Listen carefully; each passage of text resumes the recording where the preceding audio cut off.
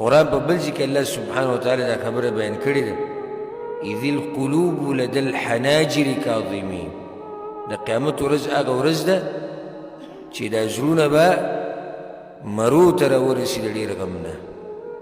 د ډېر غم نه به دا زړونه مرو ته رارسېدلي په دنیا کې هم داسې حالات چې به انسان باندې جوړ شي کله سخت راشي تکلیف راشي یاره وي دومره سخته و چې زړه مې مرۍ ته رارسېدلی نو دغه شان به د قیامت په ورځ د ډېرې سختې د لاسه د خلکو دا زړونه چې دی دا به دې مرو ته راورسي وتكون الجبال كالعهن المنفوش او شي به غرونه په شان د وړۍ وهلې شوي هغه وړۍ چې هغه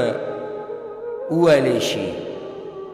دا غرونه به داسې نرم او زره زره شي د هغې په شان لکه وړۍ چې په ډانډس باندې ووهلی شي دغه شان به دا غرونه دا عظیم مخلوق دا غټ مخلوق الله د دې وړۍ په شان د دې مالوچو په شان والوځي ختم به یې کړي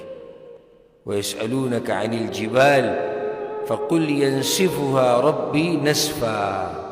فيذرها قاعا صفصفا لا ترى فيها عوجا ولا أمتا الله وی دوی تانه تپوس کوي په باره د غرونو کې ورته ووایه زما رب به دا غرونه والوځوي د قیامت په ورځ زره زره به یې کړي او دا ځمکه به صفا پرېږدي داسې به صفا شي دا ځمکه چې نه به پکې ډنګوالی ښکاري نه به پکې چیتوالی ټوله ځمکه به یو شان شي د عظیم مخلوق به الله د مالوچو په شان الوځي عظیم مخلوق دی غر ته وګوره که دا به د مالوچو په شان الوځي نو سوچ وکړئ چې هغه ورځ به څومره د سختې ورځ